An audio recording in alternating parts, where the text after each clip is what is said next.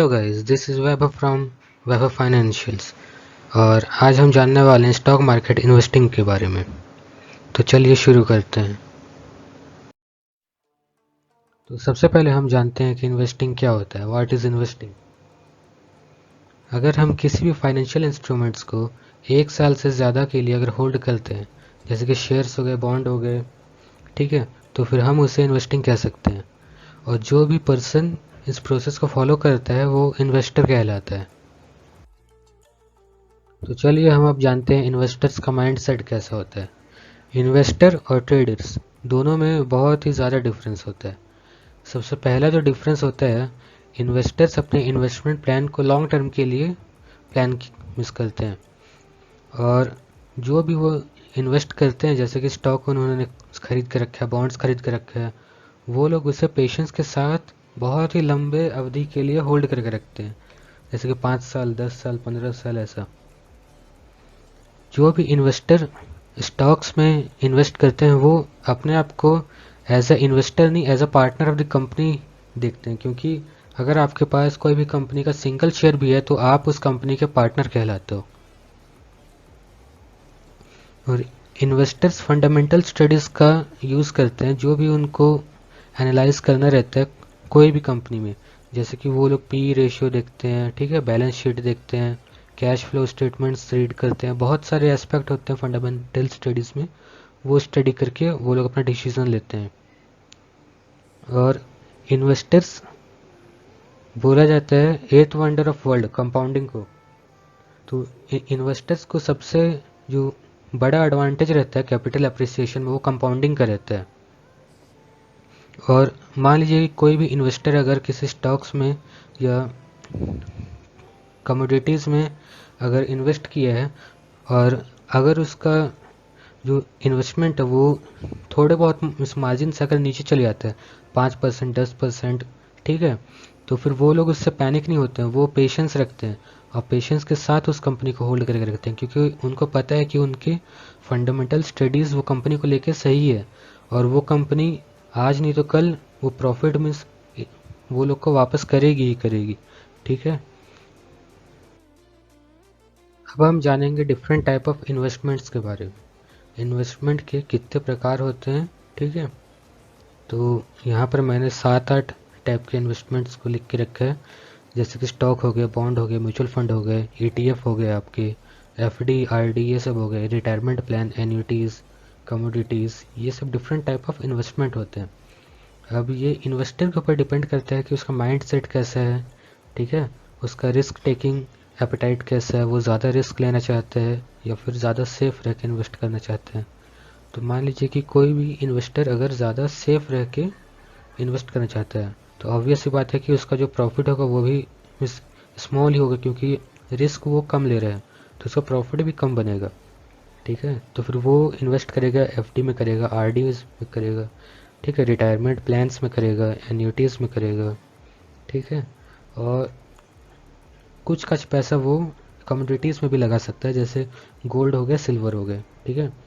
और मान लीजिए किसी को हाई रिटर्न चाहिए, ठीक है, रिस्क टेकिंग एपेटाइट उसका ज़्यादा है, तो वो स्टॉक्स में करेगा, म्यूचुअल फंड्स में करेगा, ठीक है। और ये जो बॉन्ड्स है, बॉन्ड्स में सेफ रहता है। बॉन्ड क्या रहता है कि मान लीजिए कि गवर्नमेंट बॉन्ड है, तो आप अगर उस बॉन्ड में पैसा इन्वेस्ट कर रहे हो तो गवर्नमेंट आपको एक फिक्स्ड परसेंट डिसाइड करके दे देता है कि वो, कि मान लीजिए कि आप 2 साल के लिए बॉन्ड में इन्वेस्ट करते हो तो आपको 7% रिटर्न मिलेगा, ठीक है। इस तरीके से अलग अलग में डिफरेंट टाइप्स ऑफ इन्वेस्टमेंट होते हैं। ये क्लासेस ऑफ इन्वेस्टमेंट है, ठीक है। तो चलिए अब हम देखने जा रहे हैं टाइप ऑफ इन्वेस्टर्स के बारे में। पिछले स्लाइड में हमने देखा था टाइप ऑफ इन्वेस्टमेंट। अब हम देखने जा रहे हैं इन्वेस्टर्स के कितने प्रकार के होते हैं। तो बेसिकली 2 प्रकार होते हैं, रिटेल और इंस्टीट्यूशनल, ठीक है। तो रिटेल तो नाम से समझ में आ रहा है, स्मॉल इन्वेस्टर्स, जैसे कि आप हो गया, मैं हो गया, आपका कोई फ्रेंड हो सकता है जो इन्वेस्ट करता है, ठीक है। तो हम लोग आते हैं रिटेल इन्वेस्टर्स में। तो जो सबसे बड़ा डिफरेंस दोनों के बीच में होता है वो होता है फंड का, ठीक है ना, कैपिटल का। तो हमारे पास तो ज़्यादा कैपिटल नहीं रहता है, ज़्यादा से ज़्यादा हम कितना लगा लेंगे, 50,000 लगाएंगे, 5 लाख लगाएंगे, ठीक है ना। ज़्यादा से ज़्यादा बहुत ज़्यादा होगा तो 1 करोड़ कोई लगा देगा, ठीक है, 2 करोड़ लगा देगा, उससे ज़्यादा तो कोई लगाएगा नहीं। ठीक है ना। हंड्रेड्स ऑफ करोड्स तो कोई लगा नहीं सकता रिटेल, ठीक है। तो फिर ये हो गया रिटेल इन्वेस्टर्स। जो भी छोटे इन्वेस्टर्स होते हैं उन्हें हम रिटेल इन्वेस्टर बोलते हैं। और ये हो गया जो दूसरा होता है, ये है इंस्टीट्यूशनल इन्वेस्टर्स, ठीक है, जिनके पास बहुत ही ज़्यादा मिस फंड होता है, कैपिटल होता है, जैसे हंड्रेड्स ऑफ करोड्स। जो भी फंड हाउसेस होते हैं, जैसे म्यूचुअल फंड हाउस हो गए, इंश्योरेंस कंपनी हो गए, ठीक है ना। जैसे कि बहुत बड़ा एग्जांपल जैसे भारत में ले लोगे आप, LIC हो गया, ठीक है। और बाहर के जैसे जो कंपनीज रहते हैं, ठीक है, वो भी भारत आके इन्वेस्ट करते हैं। वो भी hundreds and thousands of crores लगाते हैं भारत का मार्केट ही, ठीक है। तो इस बेसिस पे दो टाइप के इंस्टीट्यूशनल इन्वेस्टर होते हैं, FII और DII। तो जो FII होता है इसे हम बोलते हैं फॉरेन इंस्टीट्यूशनल इन्वेस्टर, और DII डोमेस्टिक इंस्टीट्यूशनल इन्वेस्टर। तो जो फॉरेन वाला होता है, जो भी मिस US की कंपनी हो गई या कोई भी दूसरे मिस मिस ये बाहर की कंपनी हो गए, ठीक है ना। जैसे कि मिस ये बाहर के ज़्यादातर जो कंपनीज होते हैं हेज फंड्स होते हैं, ठीक है ना। तो वो सब जैसे कि भारत में पैसा लगाना चाहते हैं, ठीक है, तो वो सब कंपनीज को हम बोलेंगे FII। जो डोमेस्टिक हो गया जैसे कि LIC हो गया, उसे हम बोलेंगे DII, ठीक है ना। तो फिर ये सब hundreds and thousands of crores Indian market में लगाते हैं, तो इन्हें हम कहते हैं इंस्टीट्यूशनल इन्वेस्टर्स, ठीक है। जो स्मॉल होता है वो रिटेल हो गया, जो बहुत ही बड़ा ह्यूज होता है, ठीक है ना, वो होता है इंस्टीट्यूशनल इन्वेस्टर। तो चलिए अब हम देखने जा रहे हैं pros and cons of stock market investing, ठीक है। अगर आप स्टॉक मार्केट में इन्वेस्ट करते हो तो उससे क्या फ़ायदे हैं, क्या नुकसान है। तो सबसे पहले हम आते हैं फ़ायदे पे, ठीक है। हम पहले देख लेते हैं कि क्या क्या फ़ायदा हो सकता है अगर आप स्टॉक मार्केट में इन्वेस्ट करते हो तो सबसे पहला चीज़ ग्रोथ विथ इकोनॉमी। अगर आप स्टॉक मार्केट में पैसा लगा रहे हो मतलब कि आप भारत के ऊपर पैसा लगा रहे हो, भारत के GDP पे पैसा लगा रहे हो। तो अगर भारत का GDP बढ़ेगा तो आपका पैसा भी उसके साथ ग्रो होगा, क्योंकि मान लो कि आप निफ्टी 50 में पैसा लगाया हो, मतलब कि भारत की टॉप 50 कंपनी, ठीक है ना। तो स्टॉक मार्केट का बहुत बड़ा रोल होता है भारत की GDP में, ठीक है, भारत की ग्रोथ में, ठीक है ना। जो भी इकनॉमी है, स्टॉक मार्केट एक बहुत बड़ा फैक्टर होता है जो इकनॉमी को ड्राइव करता है। बाहरी कंपनीज अगर भारत में आएंगी, उनको इन्वेस्ट करना है तो स्टॉक मार्केट में इन्वेस्ट करती हैं, आके अलग अलग कंपनीज में इन्वेस्ट करते हैं। सेकंड होता है बीट इन्फ्लेशन। इन्फ्लेशन मतलब महंगाई दर, ठीक है ना। अगर आप FD में करते हो इन्वेस्ट, आपको ज़्यादा 6% मिलेगा, 7% मिलेगा, ठीक है ना।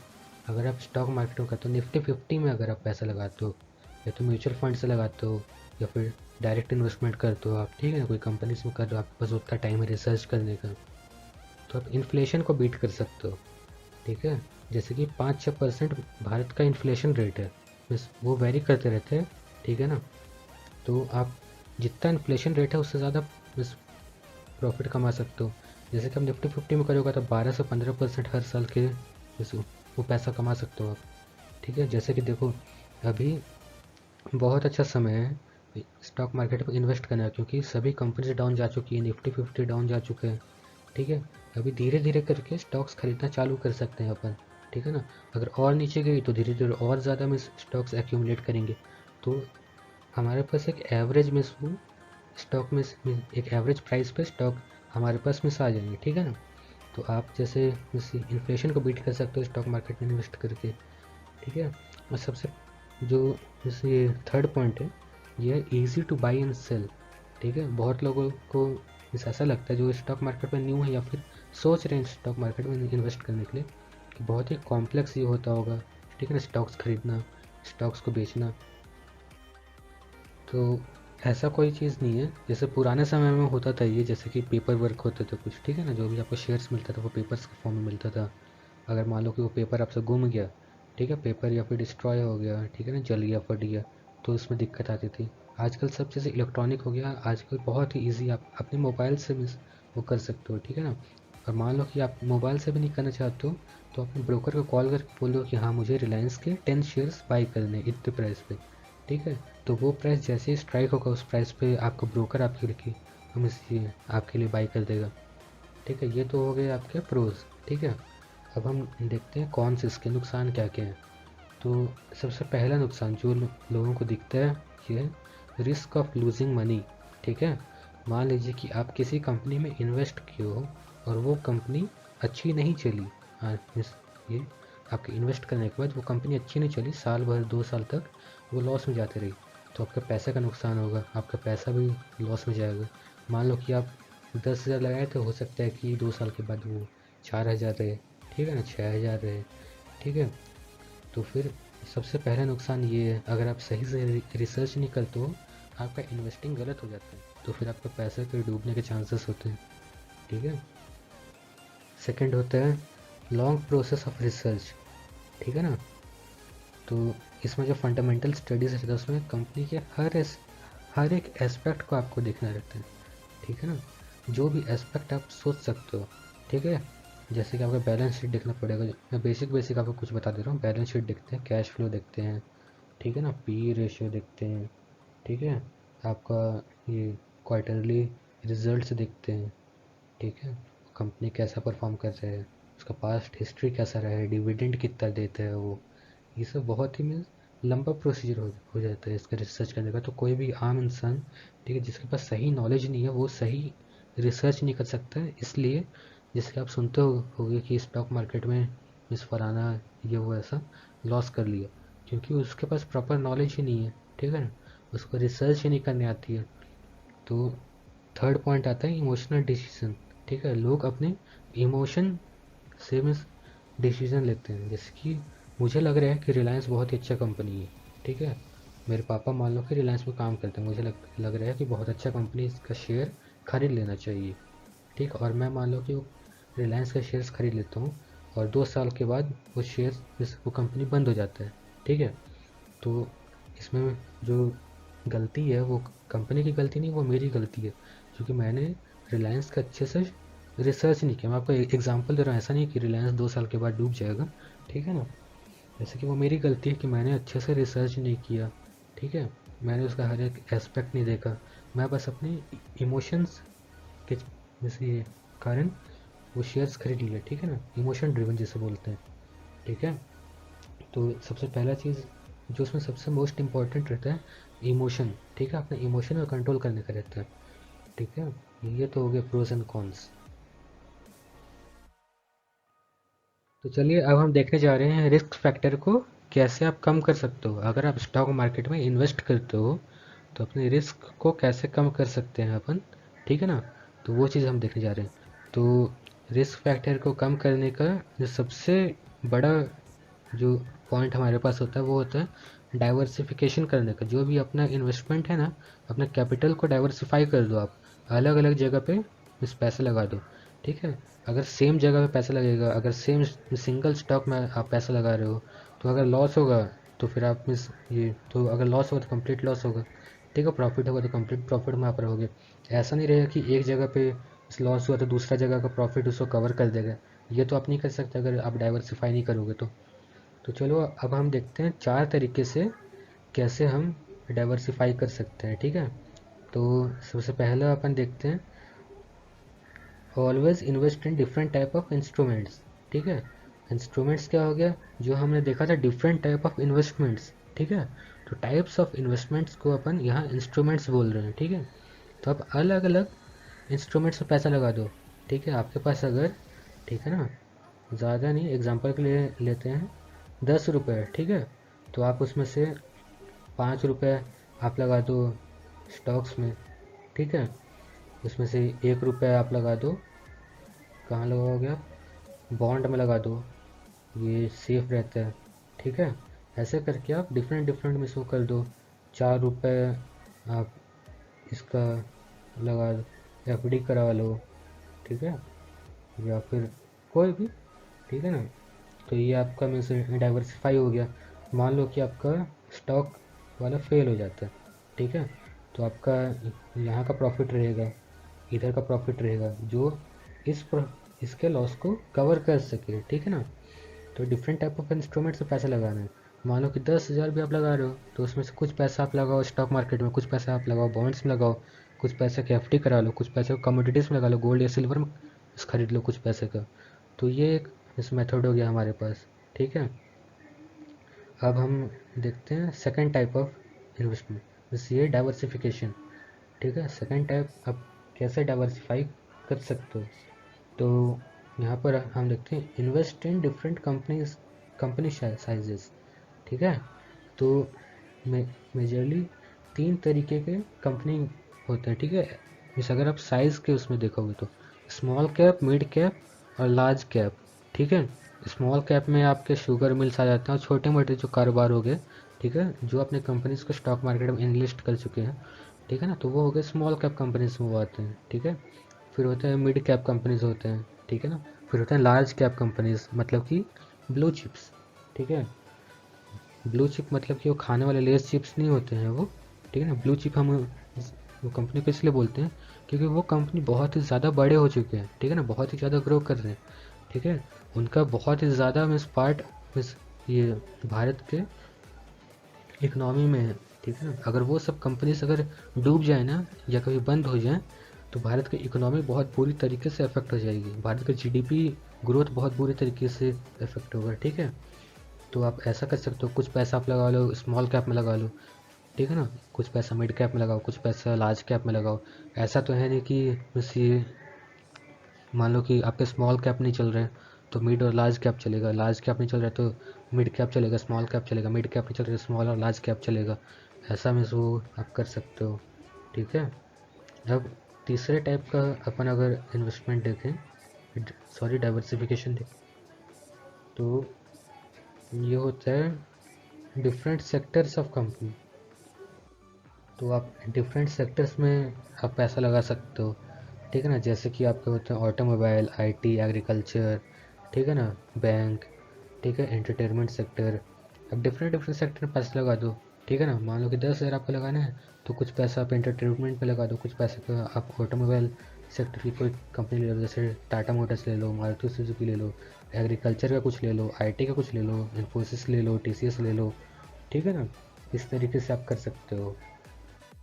तो चलिए अब हम देखते हैं फोर्थ टाइप ऑफ डाइवर्सिफिकेशन, जिसे हम बोलते हैं म्यूचुअल फंड्स। बहुत ही कॉमन है, आप सब ने सुन के रखा होगा। ठीक है ना, 95% जो लोग होंगे उन्होंने कभी ना कभी कहीं ना कहीं सुना होगा म्यूचुअल फंड्स। ठीक है ना, या तो टीवी में सुना होगा या किसी फ्रेंड के थ्रू सुना होगा कि म्यूचुअल फंड क्या होता है। सबसे ईजिएस्ट वे ऑफ डाइवर्सिफिकेशन होता है म्यूचुअल फंड्स में इन्वेस्ट करना। अगर आप म्यूचुअल फंड में इन्वेस्ट कर रहे हो ना, तो जैसे कि आप अगर 100 रुपये भी अगर मंथली इन्वेस्ट करते हो, ठीक है, तो वो 100 रुपये किसी सिंगल जगह नहीं जाएगा, वो अलग अलग जगह पे डाइवर्सिफाई हो जाएगा, अलग अलग सेक्टर्स में चले जाता है वो पैसा, अलग अलग कंपनी से पैसा लगता है। ठीक है ना, वो डिफरेंट डिफरेंट, ठीक है ना, बॉडीज में पैसा लगेगा। ठीक है, कुछ पैसा आपका बैंक में लग जाएगा, कुछ पैसा डिफरेंट सेक्टर्स में लग जाएगा, डिफरेंट इंस्ट्रूमेंट्स में लग जाएगा। ठीक है ना, वो डिपेंड करता है किस टाइप का आप म्यूचुअल फंड्स में चूज़ करते हो। ठीक है, तो सबसे ईजीएस्ट अगर आपको रिसर्च निकलना है, फंडामेंटल स्टडीज़ नहीं आती है आपको, फंडामेंटल रिसर्च करने नहीं आती है, ठीक है ना, तो थोड़ी बहुत रिसर्च के साथ कौन सी म्यूचुअल फंड अच्छी है, किसका ग्रोथ रेट ज़्यादा है, ठीक है ना, पास्ट हिस्ट्री कैसा रहा है उस म्यूचुअल फंड का। ठीक है, तो वो आप देख के सबसे बेस्ट जो आप बोल सकते हो वो म्यूचुअल फंड होता है। अगर आपके पास सही नॉलेज नहीं है तो, ठीक है ना, अगर सही नॉलेज है तो आप डायरेक्ट इन्वेस्टमेंट करोगे। ठीक है ना, तो नेक्स्ट वीडियो में हम बात करेंगे म्यूचुअल फंड्स, ठीक है ना, इनडायरेक्ट इन्वेस्टमेंट और डायरेक्ट इन्वेस्टमेंट में क्या डिफरेंट, ठीक है ना, क्या डिफरेंस होते हैं। ठीक है, और जिस जो भी फंडामेंटल रिसर्च खुद से कर सकता है तो उसे म्यूचुअल फंड्स में पैसा क्यों नहीं डालना चाहिए, या फिर म्यूचुअल फंड में किसे डालना चाहिए और क्यों डालना चाहिए, ये सब डिस्कस करेंगे। ठीक है, तो ये आपका हो गया कि आप डाइवर्सिफाई कैसे कर सकते हो अपने पोर्टफोलियो को। ठीक है ना, 4 पॉइंट हो गए।